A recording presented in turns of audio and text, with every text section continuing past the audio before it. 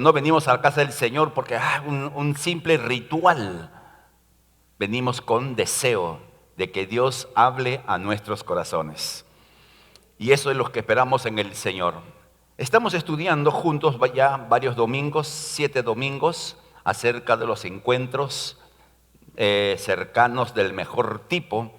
Y le hemos puesto este nombre por la razón de que el encuentro con Dios, ese encuentro cercano con Dios, transformó nuestras vidas y sigue transformando vidas.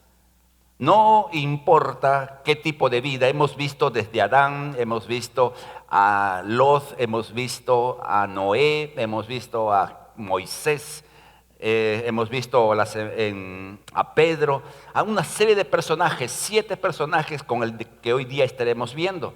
Y cada uno nos muestra de que Dios no tiene ningún tipo de excepción de personas en cuanto a acercarse a Él.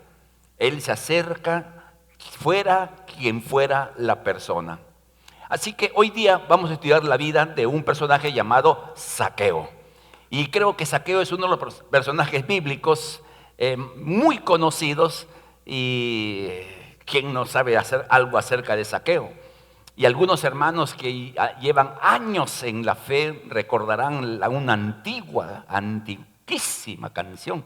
Zaqueo era un hombre pequeño, pequeño así, subió a un árbol para mirar a Jesús que pasaba por allí. Dice, mire, me acuerdo todavía. Eso cuando era niño lo cantábamos.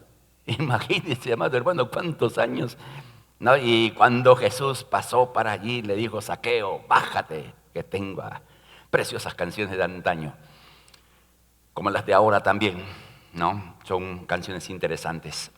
Ok, entonces vamos al principio luego de esta digresión. Ese recordar, dice que recordar es volver a vivir, pues hermanos, ¿no? Algunos hermanos dicen, sí, esa canción, esas canciones antiguas que se cantaban en la escuela dominical, ¿no? De Jonás no hizo caso a la palabra de Dios, por eso al mar profundo la gente lo tiró y vino un pez muy grande y ¡glup! De ahí no me quedo, si no, hermano, voy a estar añorando aquellos cantos. Se cantaba en nuestras iglesias. Vamos al principio, ¿qué es lo que vamos a tratar de explicar con la ayuda del Señor? Como le digo, vamos a estudiar la vida de Zaqueo, algunos aspectos de la vida de él, por cierto. Nuestro presente y la opinión de las personas nos impiden ser llamados por Dios. El problema que tenemos algunos es que nos autolimitamos en nuestra capacidad para servir a Dios y para muchas cosas. Nos creamos nuestros propios límites como si nuestros límites fueran pues eso, impasables, insalvables, vallas tan altas que no podemos avanzar. ¿Qué es lo que uno piensa de sí mismo? ¿O qué es lo que piensan otros de uno mismo? A veces esos se convierten en vallas. La opinión personal o la opinión de otros. En el caso que vamos a ver hoy día, veremos que no interesa el presente lo que uno es y no interesa lo que uno opine de sí mismo. Porque cada uno de nosotros tenemos una opinión personal. Y de cada uno hay gente que tiene opiniones personales. Espero que la opinión que tengan de usted sea buena. Uy, hermano, me están haciendo, ¿dónde estoy? ¿Estoy en la I de Callao o en Sarita Colonia? No, espero, amado hermano, que la gente piense bien de usted, que tenga una buena opinión. No, aunque, amado hermano, ocurre que uno andando bien, la gente piense mal. No debe llamar la atención. No, si usted hace bien y hablan mal de usted, siga para adelante. Usted no se preocupe. Usted siga adelante haciendo lo que debe hacer, porque usted depende no de lo que la gente diga, sino de su conciencia y de lo que Dios, que está encima de nuestra cabeza, ordena y juzga. Entonces, para entender un poco a Zaqueo, tenemos que, como siempre, ver un poco el trasfondo. Ahí está, ese es el árbol, miren. ¿Qué pasó con esto? Ese árbol debió... Déjalo ahí el árbol. ¿Se ve el árbol? No se ve muy bien, qué pena. Ese es el árbol que subió Zaqueo. Ya tengo una imaginación cuando estudiemos un poquito más adelante, para que usted se imagine a Zaqueo subiendo a ese árbol. Así que veamos un poco el trasfondo. La tierra de Israel, como se debe llamar, usted no llame a la tierra de Israel Palestina, porque Palestina no es el nombre que Dios le dio a la tierra de Israel. Palestina es el nombre que dieron los romanos, producto de la rebelión, la última gran rebelión de los judíos contra Roma. Le pusieron Filistea, que significa la tierra de los filisteos. Y la tierra de Israel es la tierra que Dios le dio a la nación de Israel. Así, por eso siempre mencionamos esto. La tierra de Israel en aquellos años estaba bajo el dominio del Imperio Romano. Desde el año 63 a.C., Israel había sido conquistado por los romanos en esa expansión asombrosa del Imperio Romano, llevando sus ejércitos conquistadores invencibles. Este ejército dominó casi todo el mundo conocido de aquellos años. Y cuando cuando Roma llegaba a cualquier país y lo conquistaba, les daban ciertas libertades. Libertad de culto, por ejemplo. No, es decir, si tú conquistaban un país y en ese país adoraban a un dios, bueno, está bien, adora a tu Dios. Si iban a otro país, adoraban a otro Dios, está bien. Les daban ciertas libertades civiles, es decir, algunas prerrogativas en cuanto a cómo llevar su vida nacional. Y Roma fue muy hábil en eso, en su expansión conquistadora. Y por eso pudo tener en relativa paz todo ese enorme territorio que conquistó. Uno de los problemas que tuvo Roma era el asunto de cómo sostener todo el aparato del Imperio Romano, el aspecto político, el aspecto económico, el aspecto militar, porque tenía ejércitos por todo sitio. Y para cubrir sus gastos, igual que en cualquier país de la actualidad, cobraban impuestos. Esa era la forma como Roma podía cubrir sus costos de mantener todo el imperio cobrando impuestos a todos los varones de todos los pueblos que había conquistado. Esa era su pauta. Llegaban, conquistaban, daban las libertades, pero ellos tenían que cobrar impuestos. Ahora, era imposible en aquellos años, con las limitaciones del tiempo, con las limitaciones de las comunicaciones, que desde el centro de Roma se pueda cobrar impuestos a todos los lugares del imperio. Entonces ellos decidieron hacer algo muy sabio. Hicieron una especie de subasta en cada país. Pensemos como si fuera así, Perú, una nación que conquistada por Roma. Entonces, ¿qué hacían? Ofertaban como una franquicia el cobro de los impuestos. Entonces, en el Perú, a ver, ¿quién compra todos los impuestos? Lo estoy diciendo mal. ¿Quién en el Perú está capacitado y dispuesto a cobrar los impuestos para Roma? Y siempre hay alguno que dice yo. Entonces, esa persona compraba el derecho de cobrar los impuestos a todos los peruanos, para entender.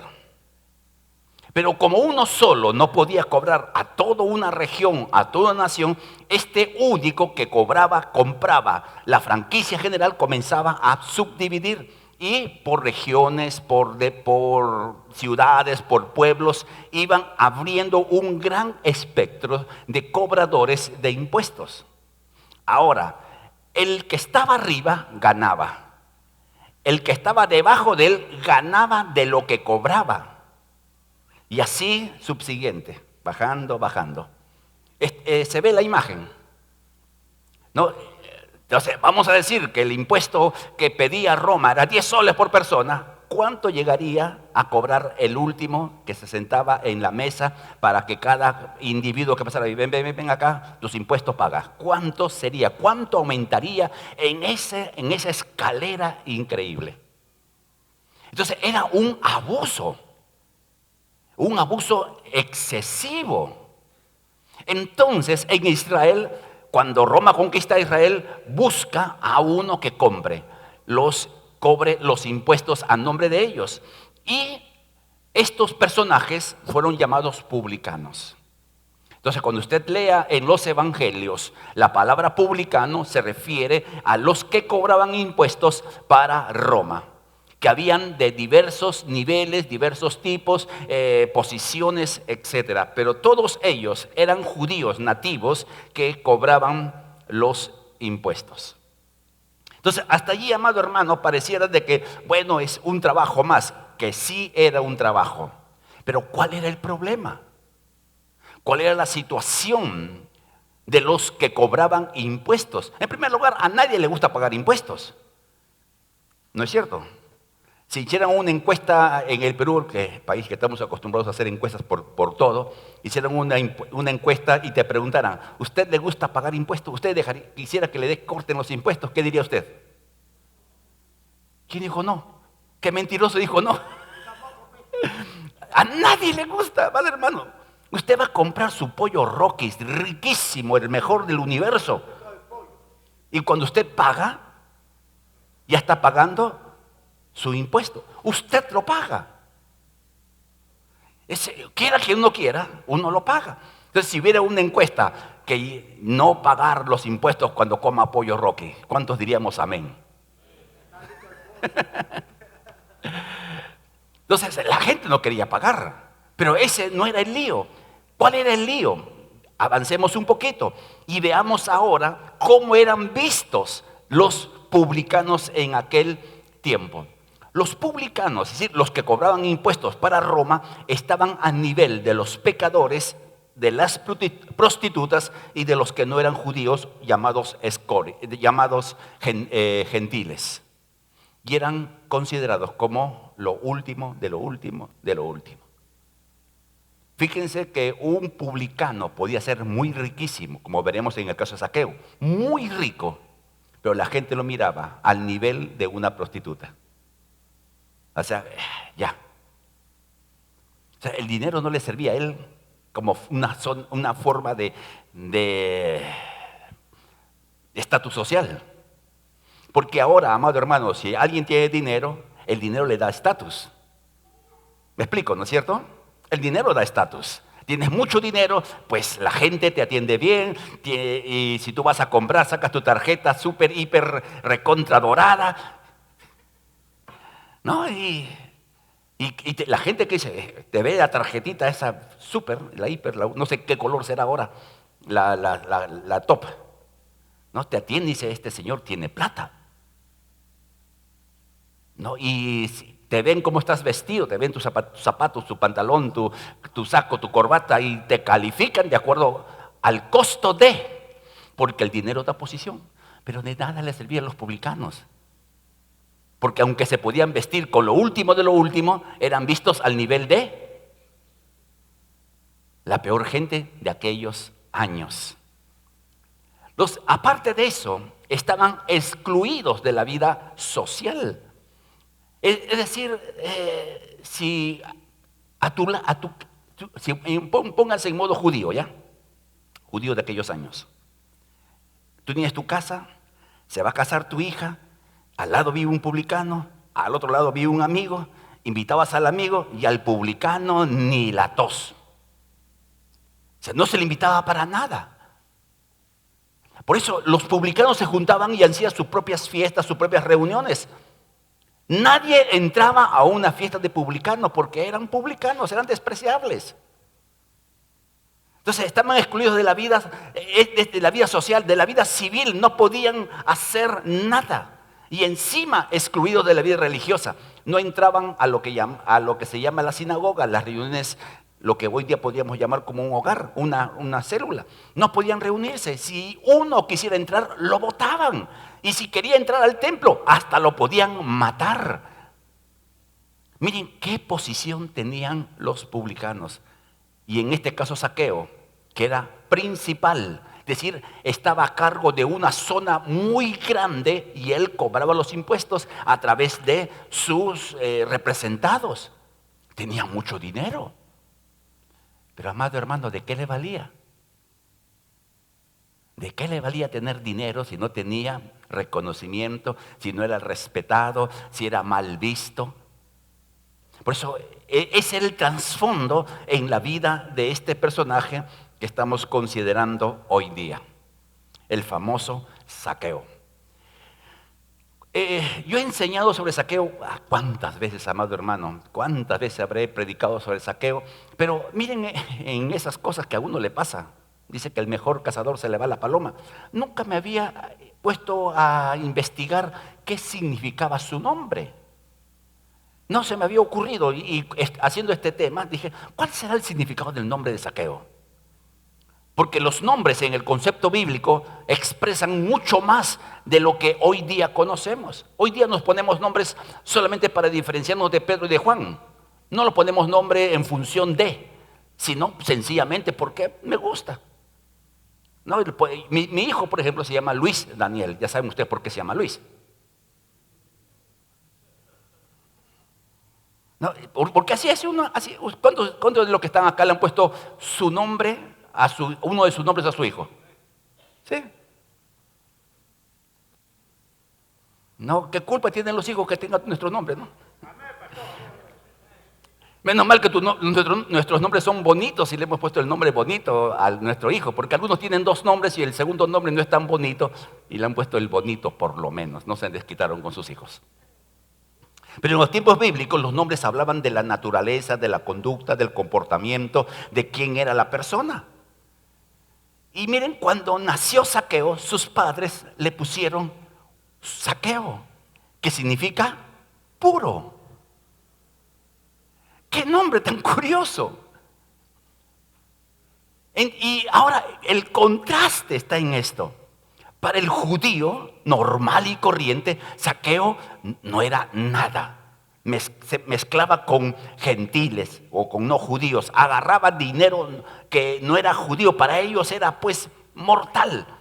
Es decir, que ellos solamente trabajaban con soles. Si agarraba $1 se sentían inmundos. Y su nombre era puro. Un contrasentido, no sé si se deja ver. Yo me imagino que la gente no le diría Zaqueo, le dirían, oye, cobrador de impuestos, que vos le voy a decir puro. Es como tú le digas a un ladrón, oye, señor honrado. No cuadra, ¿no es cierto? No entra en armonía. Pero miren, amados hermanos, aunque pareciera algo sin sentido, siempre hay una razón detrás de cada situación en nuestras vidas. Y lo entenderemos cuando veamos el final de la historia. Por eso, toda experiencia que tú has vivido antes de ser creyente o como creyente, siempre tiene un propósito y sentido. Que no lo entendamos es otra historia. Pero que hay propósito, sí que sí, amado hermano. Sí, que hay propósito y sencillamente nosotros confiados que Dios está al control de nuestras vidas, decimos, Señor, yo no entiendo lo que me está pasando, pero hay propósito. Porque la palabra de Dios dice que sabemos que los que aman a Dios, ¿cuántas? Todas las cosas nos ayudan a bien. Es decir, que hay un propósito detrás de cada experiencia, de cada vivencia, de cada situación. Lo bueno, lo malo y lo feo que nos pasa, hay un propósito. Algunas veces nunca entenderemos el por qué. Pero el hecho que no entendamos no significa que ese propósito sea cumplido en nuestras vidas. Esto es más o menos como nos ha pasado a todos. Usted tiene un sueño y se recuerda el sueño y le deja medio turulato el sueño. ¿A cuánto nos ha pasado eso? A poquito no sueñan ustedes. Qué lindo, caray. ¿Quién como ustedes que no sueñan? No, y uno se queda medio confundido, medio así, ¿qué cosa querrá decir el sueño? Y algunos que son medio Coca-Cola le van a preguntar a José, ¿qué cosa quiere decir mi sueño? Y José te dice tal cosa, y medio que no me cuadra, y vas a Josefa, y Josefa te dice otra cosa y sales más confundido. Alguna vez se pasa, ¿no? Que uno le pregunta a otro y a otro del sueño que tiene, y cada uno nos da su interpretación y uno está más confundido y no sabe, ¿no? Miren, este es un paréntesis y le voy a hacer un paréntesis dentro del paréntesis. Cuando tiene un sueño que no le entiende, quédese tranquilo. No pregunte, no diga nada. Voltee la página y siga para adelante. ¿Ok? No trate de encontrarle explicación a cada sueño. Ayer soñé un chancho rosado que volaba. ¿Qué cosa querrá decir el Señor? No, amado hermano, habrás visto pues Pinky. Bueno, sigamos. ¿En qué estábamos? ¿En dónde estábamos, por favor? El significado del nombre. Entonces Dios le pone, hay un propósito a eso, en eso está, hay un propósito detrás de cada circunstancia y situación. Tú no lo entiendes y no importa. Le estaba diciendo que a veces uno tiene un sueño, ya, ahora sí, ya entré en el hilo. Uno tiene el sueño y no lo entiende y pasa a veces tiempo. Y uno tiene una experiencia, una situación y como, ¡puf!, recién uno entiende el sueño. ¿Me explico? Y dice, con razón soñé. ¿A cuántos les ha pasado eso, algo así? No, ahí está. Dios te da un sueño que no entiendes, pero hay propósito, aún en el sueño que no entiendes. Dios en su bondad te lo muestra más adelante. Ay, pastor, yo tengo un sueño que soñé cuando tenía 5 años, hasta ahora no lo entiendo.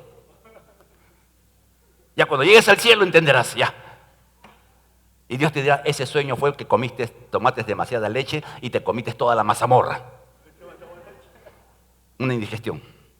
Entonces, ¿saqueo qué significa? Puro. Pero ¿cómo lo miraban todos? Lo peor. Lo que piensa la gente de ti no es lo que Dios piensa de ti.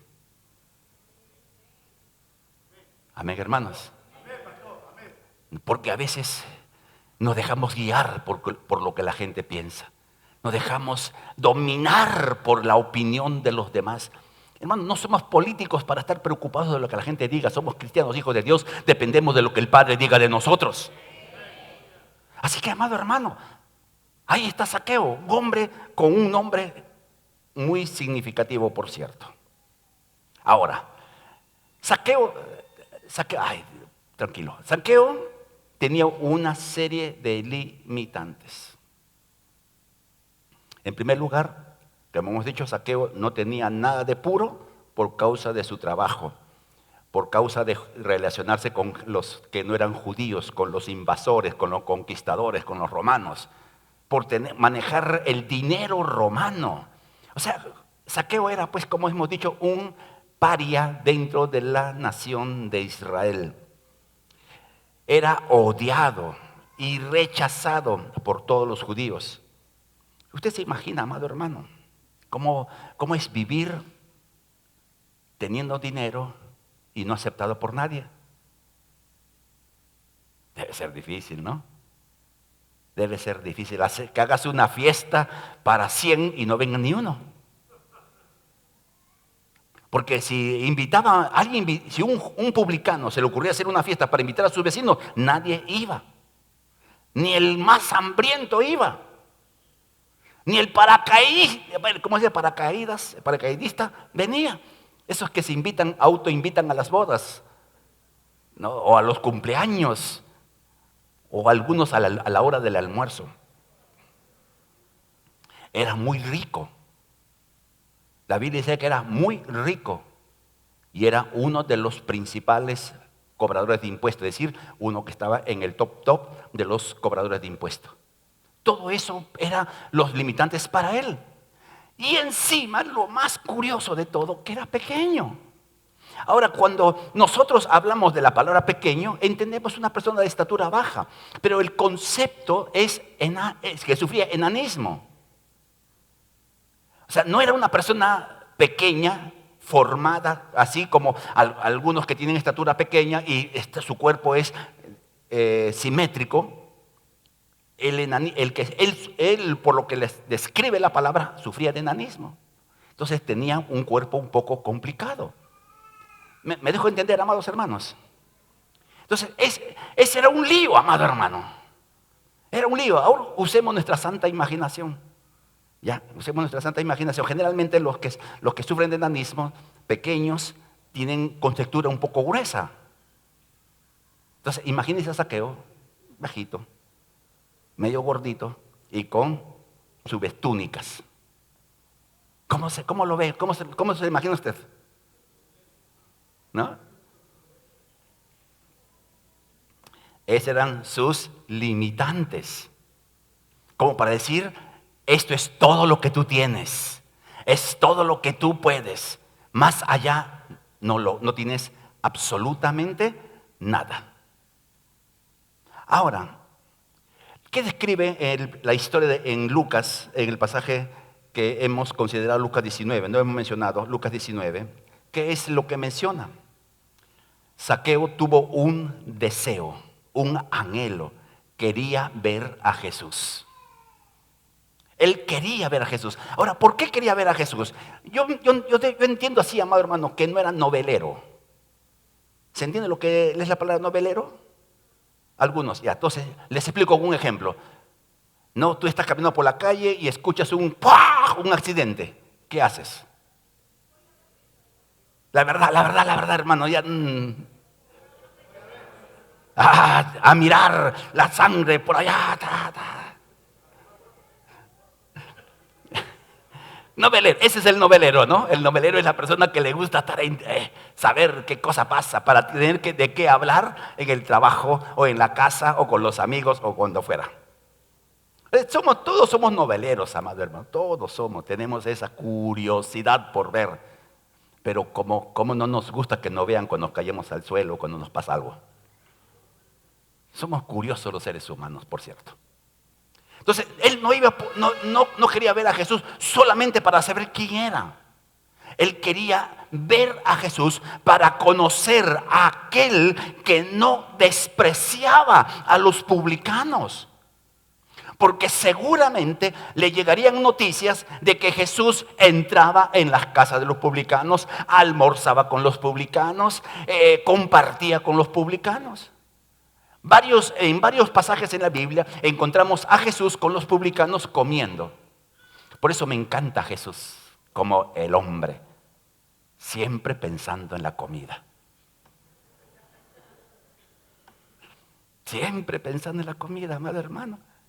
¿Recuerdan ustedes? La semana pasada hablamos de Pedro.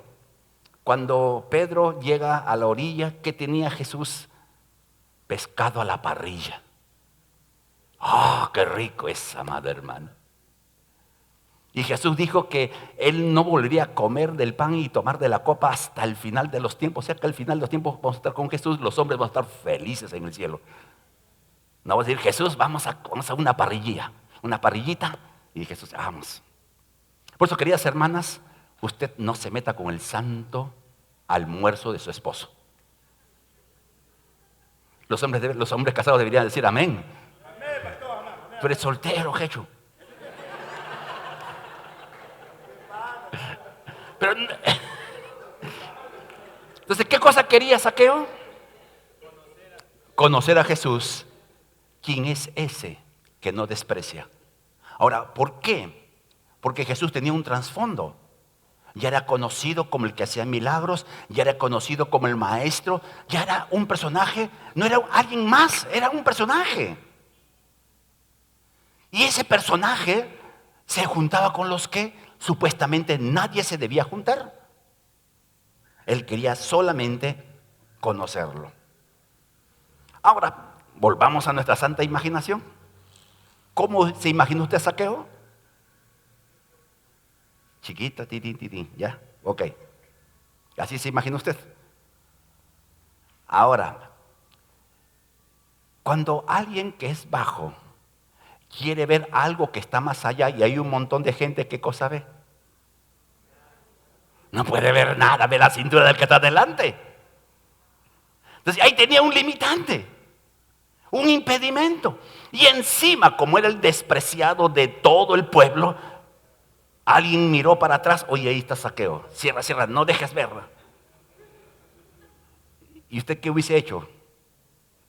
De repente le daba calambre al pie y sacaba el pie para atrás. O sea, son limitantes. No podía ver a Jesús.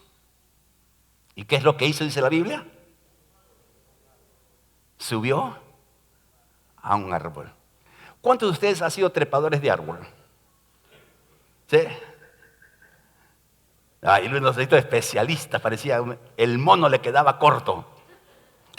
Se subían. Yo no he sido hábil para eso. Desde que una vez me caí de un árbol, ya nunca más intenté. Pero si era un cobrador de impuestos top, posiblemente era una persona mayor. O sea, no era un jovencito. Era bajito de estatura, posiblemente gordo. Tal vez sus piernas y sus brazos no tenían el desarrollo normal por el producto del asunto que tenía genético. ¿Se imagina usted subir? ¿Se imagina usted? Por eso, amado hermano, tenía impedimentos, pero el limitante no fue para él una razón para rendirse, sino la oportunidad de buscar formas para subir. Los limitantes que tú tengas, que tú asumas que tienes, realmente no lo son. Algunas veces decimos que un limitante puede ser para ti ¿cómo se llama esta? ¿Usted ha visto cómo se usa cuando se tiran los que hacen, saltan en las piscinas? El trampolín, ay Dios mío. Un problema, una situación puede ser tu obstáculo y tu límite o el trampolín para ir más adelante. Uno define qué cosa es tu limitante, tu obstáculo, tu fin o el trampolín para ir más adelante. Zaqueo tenía tamaño, era un problema. Tenía la gente otro problema. Tenía de repente varios problemas. La edad. Ustedes saben, cuando avanzamos en la edad, comienza con la edad de oro, comienza con la edad del cóndor y un montón de cosas. Entonces ya no se tiene la facilidad y la, digamos, agilidad para hacer algo que de muchachos de repente muy fácil se hace. Pero Zaqueo nos muestra que él, a pesar de todo eso, se subió al árbol. Ya usted use la santa imaginación para ver cómo subió. No están pensando, ¿cuántas veces se intentaría y no podría con su piernita y sus brazos pequeños? Amado hermano, que nada te detenga en lo que tú has comenzado a hacer para el Señor.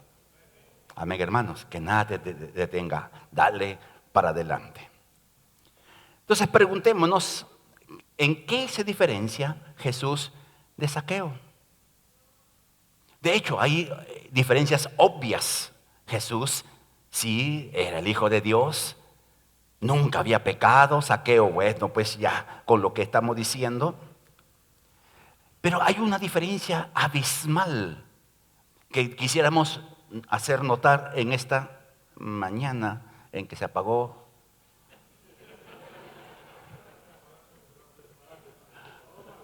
Aquí también el monitor que se ha apagado.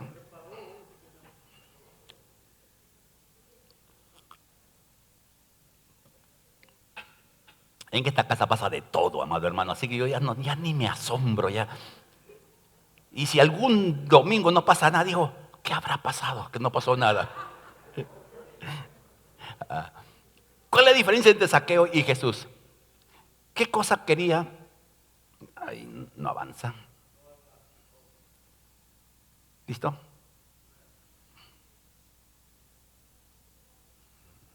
Sin señal.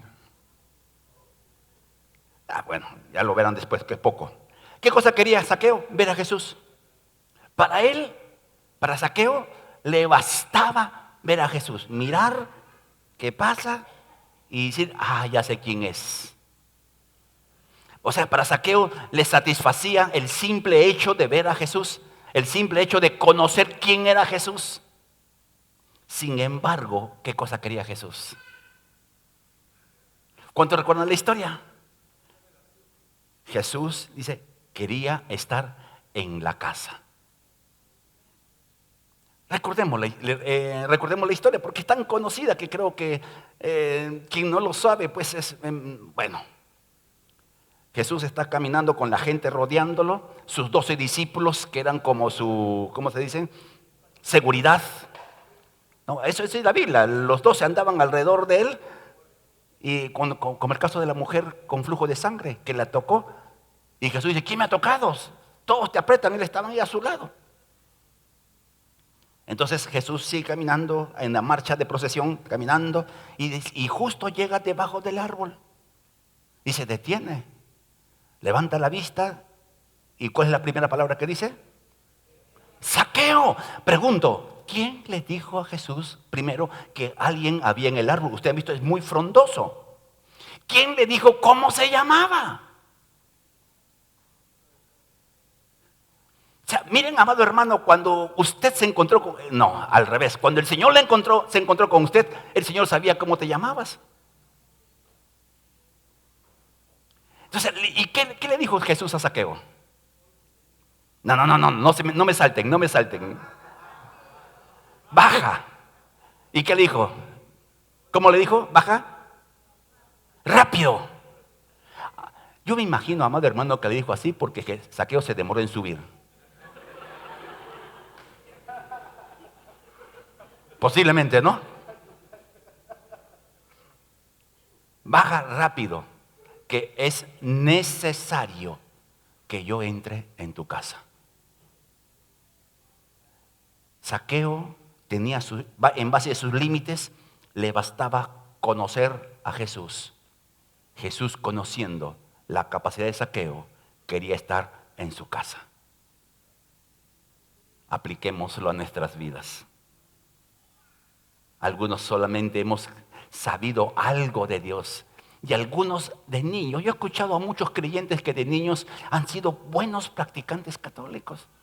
Asistían a misa, algunos hasta han sido, ¿cómo lo llamaban los niños que cargan las cosas? Hacen monaguillo. Como su servidor que quiso ser cura cuando tenía entre 7 y 8 años. Sería el Papa Fray San Luis. No, eso no es. Como que Dios sabe todo de nuestras vidas. Amén, hermanos. Y Él cuando dijo, quiero entrar en tu casa, quiero estar en tu casa, no habla de la casa física. Habla de Zaqueo como casa.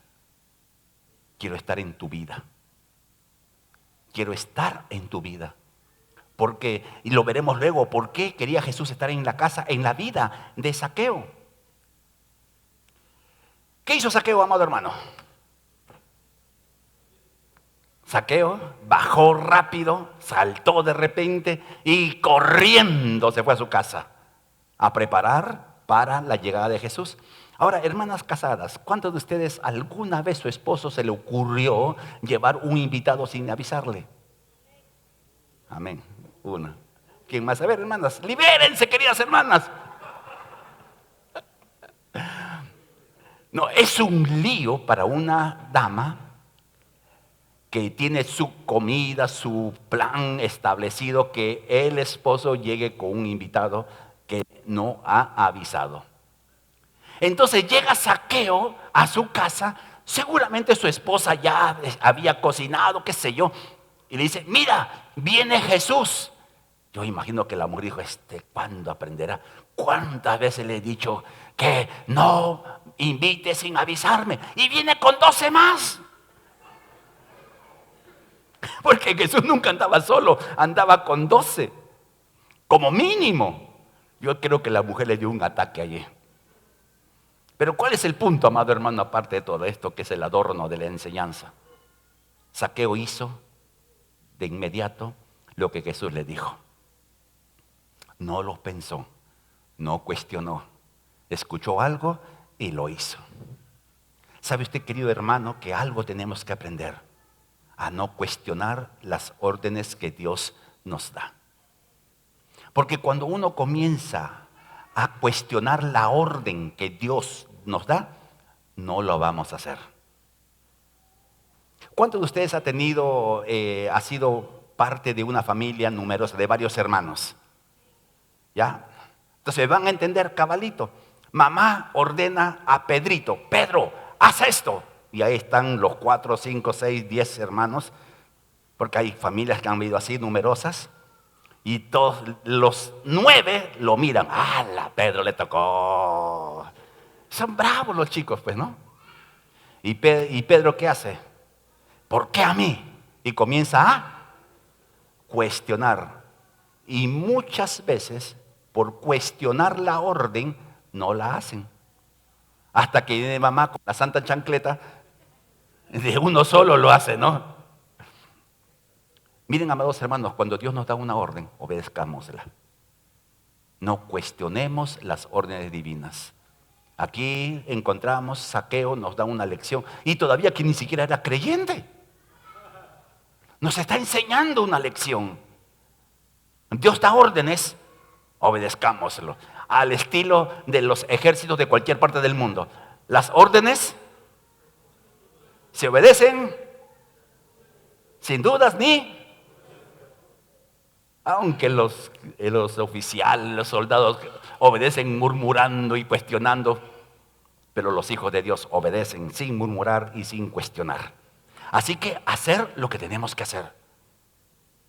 Hay cosas que Dios nos dice, de repente en un culto, amado hermano.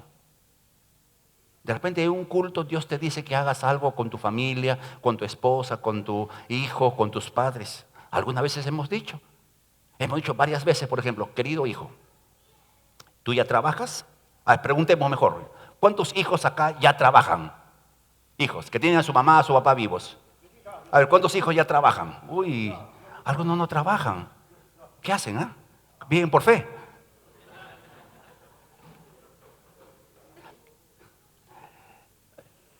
No, yo hablo de hijos que trabajan, ¿no? Ya que veo muchachos, pues muchachos, a ellos estoy hablando. ¿Aman a sus papás? Seguro que sí, ¿no?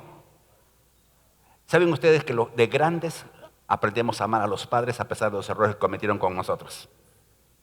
Y cuando llegamos a ser padres, los amamos más. Cuando llegamos a ser padres, entendemos por qué papá o mamá eran bravos. Entonces, si tú amas a tu padre y de acuerdo a la palabra lo debes honrar, damos este consejo. Vaya usted al mercado, compre una bolsa o lleve su bolsa para que no le cobren y lo llena de productos. Productos del pan llevar. Y usted va y le da a su mamá. Porque es la manera de honrar a los padres. ¿Se dan cuenta que están pensando? ¿Y por qué pues? Si mi mamá tiene su trabajo, tiene su esposo que lo atienda, no. Rapidito cuestionamos. Pero es una manera de honrar a los padres. Y no interesa si papá o mamá necesitan o no necesitan. Ese no es el punto. Tu papá puede tener, inclusive tus padres pueden tener mucho más que tú. Pero eso no te quita el privilegio de honrarlo con lo que tú puedas. ¿Cuántos tienen papás en provincia? Sus papás en provincia. ¿Cuándo ha sido la última vez que la llamó por teléfono? El día de su cumpleaños. ¿Cuándo fue? El 2 de enero.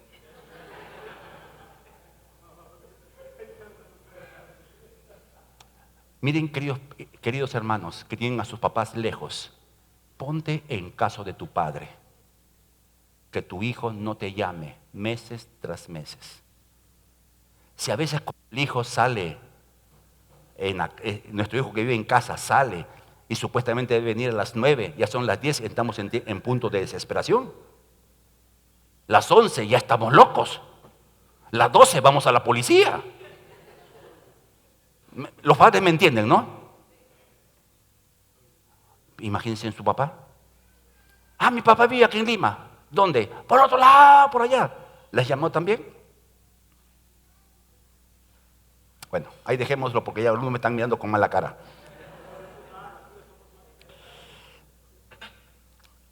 El punto es, haz lo que debas hacer así. No lo pienses. Hermanos esposos, lleven a su esposo hoy día a comer al restaurante. Las esposas de decir amén, por favor. Ay, Dios. Sigamos. ¿Qué resultados hubieron de ese precioso encuentro con Jesús, con Zaqueo? En primer lugar, la transformación de la vida de Zaqueo. Miren, la Biblia nos dice que Jesús se haya puesto a enseñar o a predicar en la casa de Zaqueo. Su presencia fue suficiente. Que en medio de la comida, Zaqueo se pone en pie. Que por cierto era una descortesía.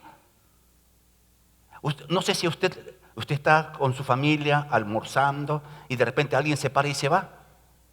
¿Usted cómo lo ve eso? Falta de respeto, ¿no? Algo que no está bien. Zaqueo se para, se pone en pie y dice, si hubiere defraudado, ¿eso qué implica, amado hermano? Zaqueo era un publicano honrado. No, si hubiera, esa es la posibilidad de que lo hubiera hecho. No dijo, he defraudado y voy a devolver. Entonces ahí sería que está afirmando que lo ha hecho. Ese si hubiere está hablando de que posiblemente por error, por equivocación, pudo haber cobrado de más a alguien. O sea, era un publicano honrado. Los hay. De vuelo cuadriplicado. Su vida fue transformada. Fue transformada su vida porque Jesús estuvo en su casa. Jesús entró a su casa. Por eso, amado hermano, quienes hemos tenido un encuentro personal con Jesucristo, nuestra vida cambió. ¿Cuánto decimos amén? Nuestra vida cambió. Porque quien es encontrado por el Señor no puede ser igual. No puede vivir igual. La transformación que comienza en ese cambio interno, de adentro hacia afuera, y que se va viendo día tras día. Pero no solamente eso, amado hermano, la salvación afectó a Zaqueo y a toda su familia. Jesús dijo, hoy ha entrado la salvación a esta casa. Por eso, amado hermano, escuchemos los que somos padres. Tus hijos un día tienen que aceptar a Jesucristo como Señor de manera voluntaria, pero lo van a aceptar en base de dos situaciones, de dos realidades previas. Primero, que les hayas enseñado la palabra, que le hayas hablado de la palabra. Miren, en Deuteronomio dice, y estas cosas que te mando estarán escritas en tu casa y hablarás con tus hijos cuando camines. Es decir, que tenemos que enseñar a nuestros hijos lo que vamos aprendiendo de la palabra. Ese es el primer factor, pero no es el suficiente ni el único. El segundo factor es que tenemos que vivir aquello que enseñamos. Yo estoy convencido absolutamente de algo, que lo que ustedes como padres amen, serán lo que aman sus hijos. Lo que ustedes como papá y mamá amen, será lo que sus hijos aman. Si aman al Señor, sus hijos van a amar lo que ustedes aman. Así de simple, amado hermano. Así de simple. La salvación entró en la casa de Zaqueo. Por eso Dios te ha salvado a ti, querido papá, querida mamá, para que a través de ti la salvación llegue a toda tu casa. No es que toda tu casa se va a convertir porque tú eres creyente, no. Tu enseñanza, tu palabra, tu testimonio va a traer la salvación a toda tu casa. ¿Cuánto decimos amén, amado hermano? Recordemos Hechos 16:31, cree en el Señor Jesucristo y serás salvo tú y tu casa. La salvación personal con efectos generacionales. Dios no quiere que solamente seamos salvos los padres. El domingo pasado creo que lo mencionamos. No sé si aquí, no sé. Un día usted y yo vamos a entrar al cielo. Amén. ¿Sí? ¿Usted va a ir al cielo? Si no va al cielo, arrepiéntase, cree en el Evangelio, confiesa a Jesús Señor y usted se va al cielo. Hay una historia en la Biblia cuando Jacob se presenta delante de su hermano Esaú y con sus hijos. Y Esaú le pregunta, ¿quiénes son estos? Y él dice, estos son los hijos que Dios me ha dado. Que cuando lleguemos al cielo, amado hermano, podamos decir, aquí están los hijos que Dios me ha dado. Y podamos presentar al Padre. Estos son los hijos que Dios me ha dado. Porque Dios, cuando nos salvó, buscaba una descendencia para Él. Él está interesado en tu vida personal, pero está interesado en tu descendencia. ¿Cuánto decimos amén? Así que esa es la tarea. ¿Qué vio Jesús en Zaqueo?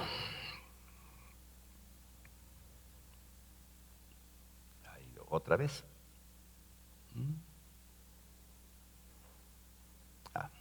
Ahí está. Esto es lento. Lo que nadie vio, ni siquiera el mismo Zaqueo. Zaqueo era una persona cuyo nombre significaba puro y que para nadie era puro, pero Jesús dijo, este es un hijo de Abraham. ¿Por qué Jesús les dijo, él es un hijo de Abraham? Si por su trabajo, por la opinión de todos y aún por su estatura, pues como que no lo era. Porque el Señor ve lo que otros no ven. Porque el Señor mide, no como nos medimos o nos miden. El Señor nos mira con perspectiva desde la eternidad pasada hasta la eternidad futura. Porque antes que el mundo fuera, Dios ya nos conocía. Y cuando nos encontró en la situación desastrosa o no tan desastrosa que nos encontró, Él no nos vio tal como estábamos. Él cuando encontró a Luis Meléndez, un chiquillo así petizo, casi Zaqueo, con un parche en la cabeza, pelado, con una camisa celeste de nylon y un pantalón beige, cuando me encontró, Él no me vio en ese estado, no me vio en todo el pasado que había sufrido, o en los muchos errores que he cometido en esta corta vida que tengo. Porque yo soy joven, aunque usted no lo crea, debe comprarse lentes.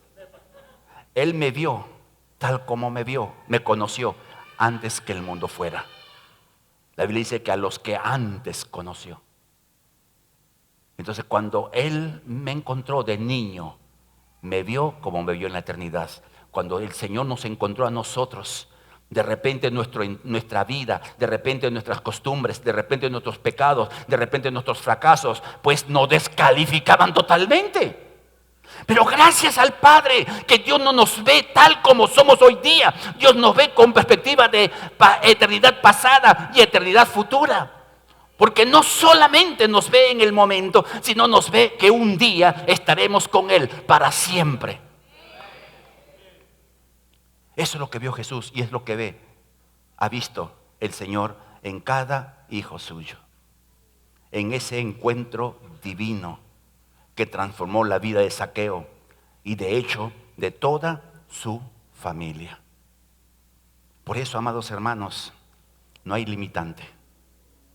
No hay limitante para Dios. ¿Y cuál debe ser nuestra respuesta?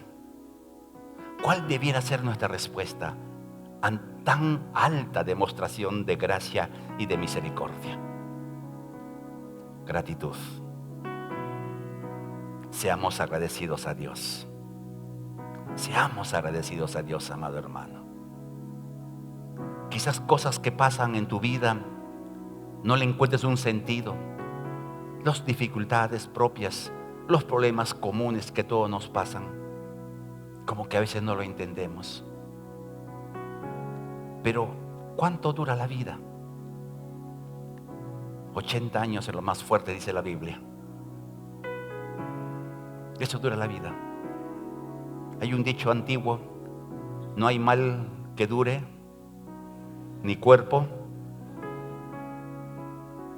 O sea, se va a acabar. Pero después de la muerte, nuestra vida no acaba.